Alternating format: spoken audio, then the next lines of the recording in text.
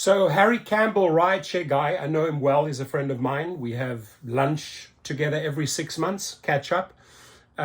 He gets to interview, and this is a nice long interview with CEO David Risher from Lyft. There's a few things that sort of stood out to me where I differ. I just see them differently. It doesn't mean, as friends, that you have to always be on the same page, right? I tend to call them out maybe a little bit too aggressive. That's my style. A lot of people say I call it as it is. And on this particular issue of trust, where he says, we will earn the driver's trust. Mr. Risher, and I say this respectfully because I've spoken to you, right? You made somewhat of an impression on me the first time we spoke, because there were several promises loaded in that conversation. I have seen nothing of what you've discussed with me, right? And you're rehashing it again here in this entire interview. And I'm just going to take a little snippet out of this. This is not my interview, so it would be unfair for me to play the whole video. But I'm just going to play a few minutes. But I see you talking about the same stuff that you spoke about 6+ months ago, and nothing has really happened, whether it's on safety or pay. Drivers see through the 70% bullshit, right? Where they said, after the external fees, you're going to get 70%. So, and then they push that here in the earnings right there. They say, there's the 70%. But look at this one right here. So this one's a passenger payment, $13.22, right? The driver's earnings were $4.66. Now, 50% of that would be $6.50. So you're looking at about a 60 to 65% lift, 35 to 40% the driver split. Where is the driver getting 70%? Even if I take the external fees out. Now, on the external fees, as I've mentioned in 2 videos in the last 48 hours, the biggest bullshitting factor, right? They say, if you deduct the external fees, you'll get 70%, which is just showing you're definitely not getting 70%, even if you deduct the external fees out, right? This is another way to, it's a bullshit way, Mr. Risher, and I got to be very direct with you, to word it saying, drivers are going to get 70% after we take all the other crap out. It's less than 50. It's just rewording it in a different way, trying to think that some drivers just stupid, and maybe there are some drivers stupid enough to fall for this, but the numbers don't lie. And then they smack you on the bottom, Lyft's earnings commitment: each week you'll earn 70% or more of passenger payments, right? The numbers don't lie. And they say, after external fees are taken out. Now, on the external fees, which I think in the next 6 months is going to pose major problems for Lyft. And we'll start this video right now. There's something I really want to talk about, which Harry addresses with them. But we're going to be really investigating and looking into the insurance, because the insurance racket that they are running in New York, for example, some of those drivers are paying like $18,000 insurance a year. That's their insurance, fully everything covered, submitted to Uber and Lyft. Oh no, but that's not good enough, because what Uber and Lyft are doing, they are buying discounted insurance packages and reselling it to you. So why does the guy who's paying $18,000 in commercial insurance still get a deduction, an external fee of every single, you literally double dipping. You're double dipping, right? You tell the driver, you got to bring in your insurance, right? Otherwise you don't qualify on the platform. They go out, they get that commercial, insurance, which is very expensive. And then on top of them, you taking insurance fees out of every single trip. So I foresee big, in the next 6 months, I think there are going to be some major class action lawsuits around insurance. The way they are fraudulently packaging it up, selling it, overpricing it to the driver, saying, you got to bring in your own insurance, which they do. This driver just said, look, I paid $18,000 for the year. It's a lot of money. Right? and you think that's definitely a very comprehensive, adequate insurance policy. But no, Uber then goes and buys a discounted packages and then selling it for another fee on every single trip. So you guys are running the absolute scam of the century here, David Risher. Let's see what Harry has to say. Is something that's more, I guess, tangible to a driver. Like, I guess off the top of my head, like dash cams. Like, I don't see Lyft really promoting drivers to use dash cams. I just jumped in there, dash cams. David Risher, dash cams have been around forever. Harry's calling you out and saying you're not even promoting dash cams.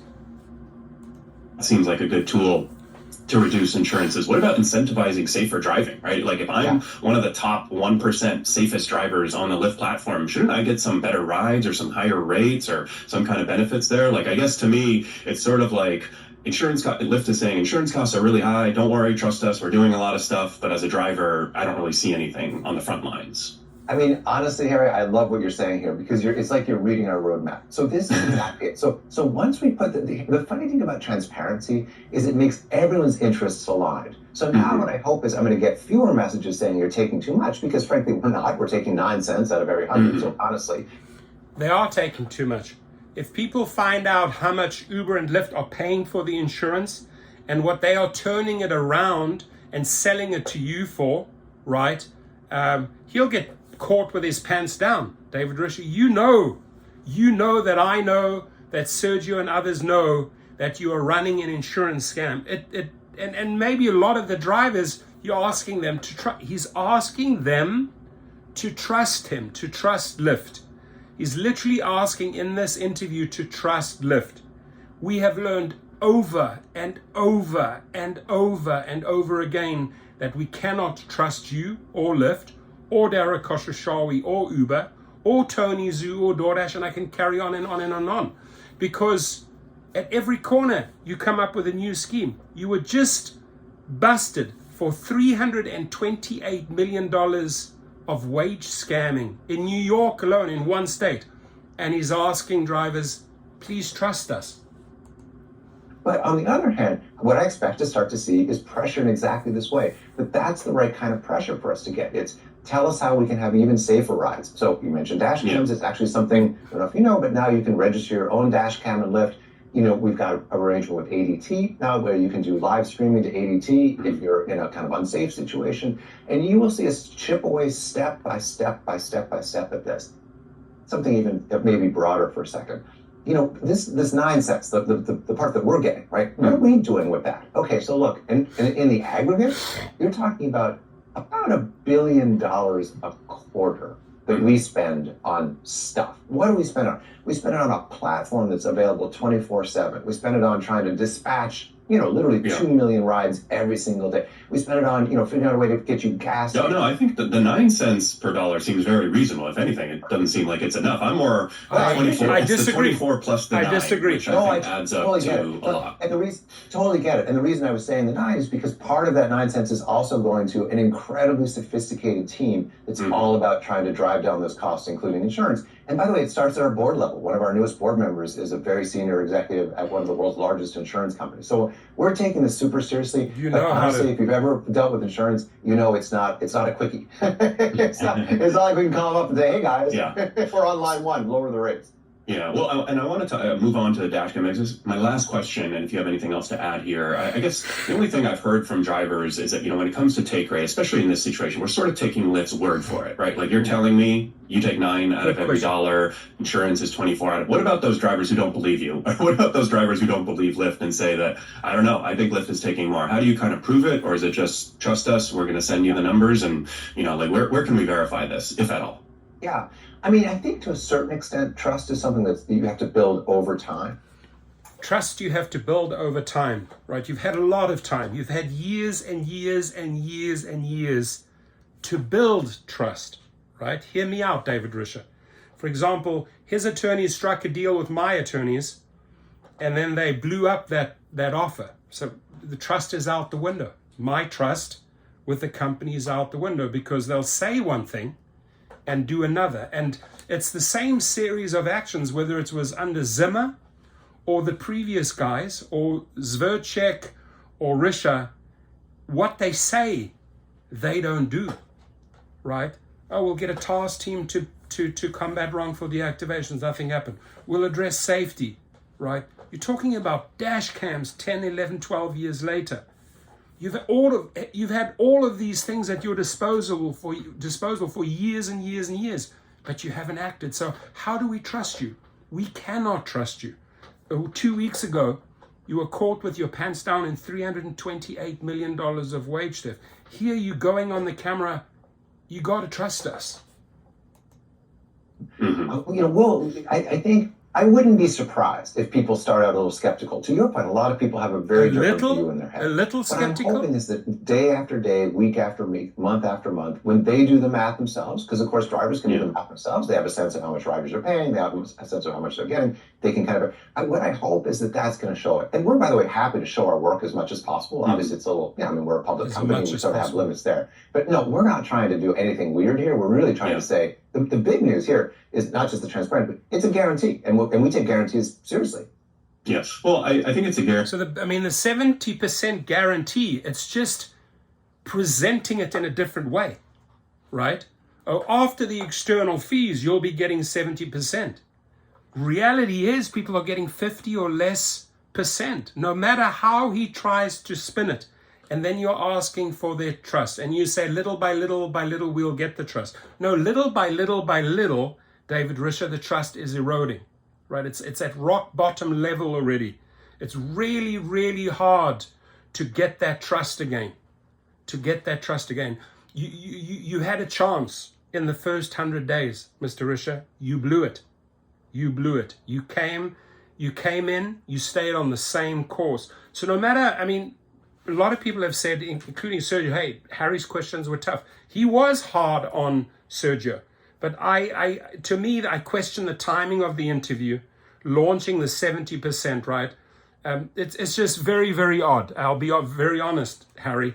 You must, in my eyes, maybe received a phone call. Hey, we're rolling out this 70% thing. Help us. Let's do an interview and let's help us make the people understand what this is all about. I understand what this is all about because I went to school, I studied, I can do the math.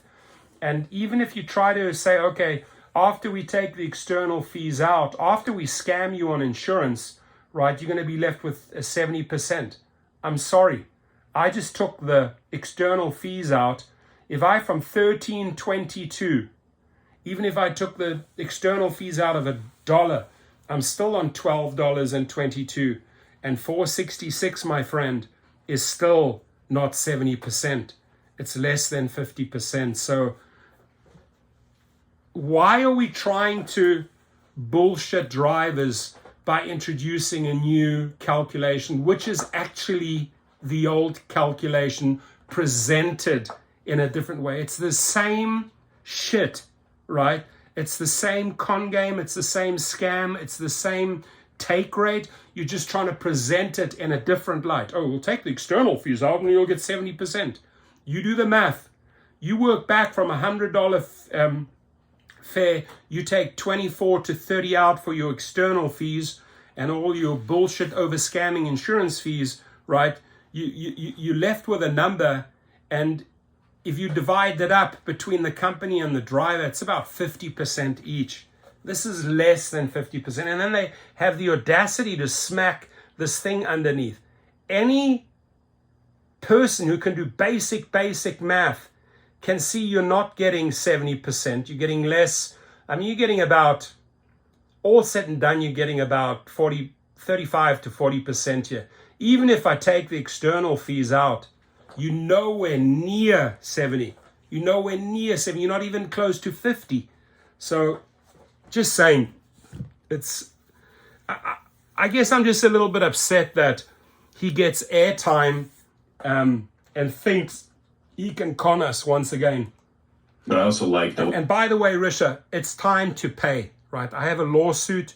You broke that agreement. You have zero trust. Start building the trust with me. Have your attorneys do a deal with my attorneys, and then we can start building on trust, because this channel is, and there's a few others that I work closely with, Mr. Risher. Boy, we are holding the fire under your feet, man. We are coming after you hard and heavy. And we, like I said, I can turn up the volume anytime I wish, and I will in 2024. So you build the trust, you honor that agreement that your attorneys had already hashed out with my attorneys, and then maybe I will start changing my tune slightly in my channel. But until then, I'm going to hold the feet under Risher's. I'm going to hold the fire under Risher's feet, right? And this channel has a lot of subscribers. We reach a lot of people, Mr. Risher. We distribute so many of the videos, the articles in social media, right? Yes, they are the leading, but they're not much further. They have double the amount of subscribers from Rideshare channel to the Rideshare guy. But what people also don't know is I operate 8 channels, and if I total up the 8 channels and subscribers, I'm right there with him. I'm right there with him with my other 8 channels, right? So we have a lot of clout here, Mr. Risher. You need to start working and cooperating. Put it, it's a floor, right? You'll never earn below that 70% of what the rider pays after fees, right? I guess the after fees is the big contingency because there are a lot of fees, but you're kind of establishing that floor, right? That's right. And to be clear, by the way, we hope it becomes an industry standard. I mean, look, in the short term, I'll be honest, I hope a lot of drivers decide, you know what, I want to drive for Lyft more rather than... Not happening, brother. But, you know, not time, happening. Not happening with us. I really hope this actually raises the floor for everybody over time. Yeah, and I think your team shared about on an app. If Risher thinks that this raises the floor by spinning the numbers in a different way, oh, we'll take the external fees out, and then suddenly you get... Do you think we're that stupid? Right? When we asked the passenger, how much did you pay? I paid $13.22. Well, check what I got. I got $4.66. And they tell me I get 70% after the external fees. Like, I'll show this to a rider, he's going to say they're fucking lying to you. This is bullshitting. What you're saying there in a live interview, right? Oh, this is going to become the industry standard. I hope it doesn't become the industry standard. I hope that lying and bullshitting does not become the industry standard. Weekly basis out of 100 drivers, there were about 15 drivers that might be below that floor. So, I mean, I think to sort of set the expectations, right? I mean, there are going to be, let's say 15 out of every 100 drivers that will, I guess, be positively impacted by this. And I guess they'll be earning more. Will other drivers be earning less to offset it? No. Or I mean, why would 15 out of 100 drivers be benefiting from this, right? 15 of the 100, just like the other 85, the 85 plus those 15 are being bullshitted in a different way, Harry, right? Numbers don't lie. I don't see how this is going to impact 15 drivers out of 100 suddenly, oh, they're going to make more money. They make the same money. It's just presented in a different way. The numbers are presented, this new industry standard, this new way we present the numbers after external fees. It's bullshit. 100 out of the 100 drivers will still do the math. It's not going to change 15. I'm sorry. It's not. There's literally no driver earning. This is all about drivers earning more. This is picking people up and making sure they get to the floor. Remember that 9 cents? Part of that 9 cents is now going to cost. Okay. So that's the whole. That's the. This is like kind of a pay bump in your mind. It is. It is. Or not in your mind. In reality. I mean, lawyers don't like saying it that way because, of course, drivers are independent contractors. But it's definitely a guarantee that we're. I mean, I like the fact that Harry's laughing. This is a pay bump. He knows. Harry knows. Harry Campbell is smart as a whip. He's an engineer, has a degree. He knows that the way this guy and Derek are, they're master spinners. They hope to bullshit a few newbies along the way. The veterans, myself, a lot of others, the majority of the people in this channel and other channels see through this scam. Again, my friends, again, Mr. Risher. It doesn't matter, even if you take out your overinflated insurance costs, where you're gouging through the roof, you are still not offering the drivers 70%. Going to take this amount, and if you ever go below, we'll just rebate it to you immediately. So you'll earn more for sure. All right. Well, I think we got away with not doing too much crazy math, and I think hopefully explained that, and sort of highlighted the benefits. I think one thing you brought up when it comes to dash cams, and I think. Okay. Well, I'm going to put the link to this video. It's a good long video. He asked tough questions. He definitely wasn't light this time. But, if you allow a person onto your channel to launch something new, Lyft must have paid for this. I cannot see this as a freebie. They were rolling this out. Hey, Harry, we need to set up something and explain that. We don't necessarily have to take softball questions. To me, it's just my opinion. I go with my gut feeling that this was a well-orchestrated, planned interview. I don't think this was like suddenly, hey, let's set up an interview. All of this stuff was coming in the pipeline. This way of presenting the numbers. I think the truth is, and they obviously have difficulties talking about the truth, Uber and Lyft, I think that they are losing drivers. And why are they losing drivers? Because drivers cannot make the math work, right? When you are presented with daily bullshit fares, $2 and $3 offers, it's not adding up anymore, right? And I truly think Uber and Lyft pushed it too far in 23 going into 24. In that 1 year, they just got too greedy. And this is really, I think also, this is really Khosrowshahi's and Risher's own mistake. Risher stands to make a big bonus. Khosrowshahi stands to make a $50 million bonus. And I think they pushed too far. I think they alienated drivers with the poor pay, the lowest pay ever, right? Drivers are leaving. And he says, we hope that new drivers will understand this new pay system, the 70% bullshit that we're just rehashing, spinning a different way, and come on board. You are going to pick up a couple of crumb drivers, and you are still going to have the ants and the desperados following you.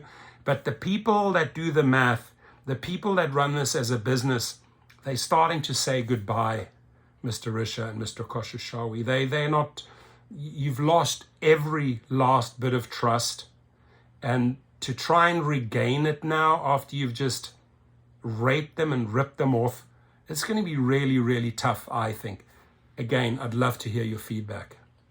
If you make it to this 23-minute marker, write it down in the message below. I watched the whole video.